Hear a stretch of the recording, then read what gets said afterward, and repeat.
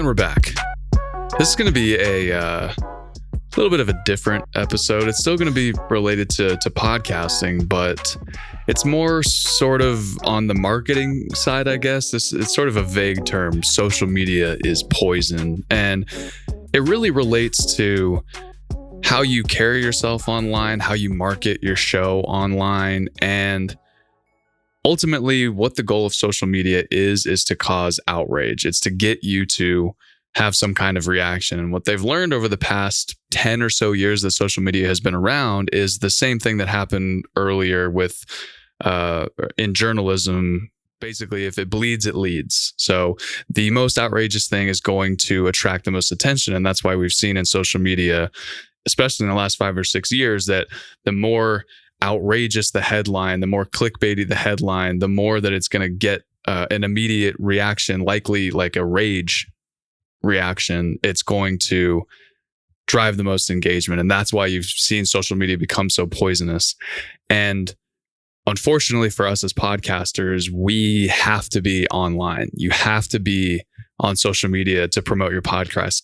Granted, the best way still to grow your podcast is organic word of mouth. So don't discount that at all. But we can't deny the power that going viral on social media has, or having a consistent social media presence on a platform like an Instagram or Twitter, which is sort of my go-to platform. And as we all know, Twitter is probably the most politically slanted platform of all the social media platforms. So essentially the advice in this episode today is leave the politics to the political commentators. That's not why your listeners are tuning in. And when you disclose your political leanings even a little bit, you cut your audience in half.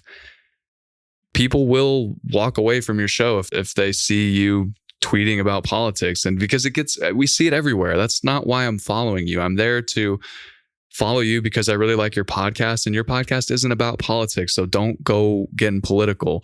Obviously, you don't have to take this advice. I'm just saying that treading in the neutral line is arguably the best way to go if you want to be attracted to the largest possible audience. People have lives outside of their political affiliation. And if your show can take away from the daily, constant 24-hour news cycle that is today's environment, then you're going to be much better off than the person that has a show but is constantly talking about the election that's coming up or whatever is happening in the news today. So ultimately, the advice is this: understand what you're getting into when you decide to put yourself out there on social media. Understand that your podcast isn't a politics podcast. You are an expert in something else entirely. So really drive home on that. That's why people are tuning into you. They want to hear your expertise on that topic. They don't care about the other stuff.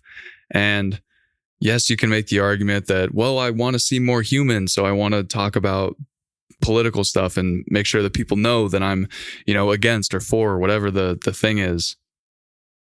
Stay away from that, because not only will you push people away that were already your fans, you will draw in the social media sharks, the people that are looking to dunk on you, the people that are looking to attack you for whatever it is that you say. And ultimately, all that does is waste everybody's time. It wastes your time from talking about your content, from creating new content, and it takes away people's time that would normally be trying to consume your content, but now they're caught up in the fact that you're in a Twitter war with somebody, and it's just all pointless. None of that is real life. You need to focus on the things that do matter. And what matters is your podcast and creating the best possible content for the people that love your content.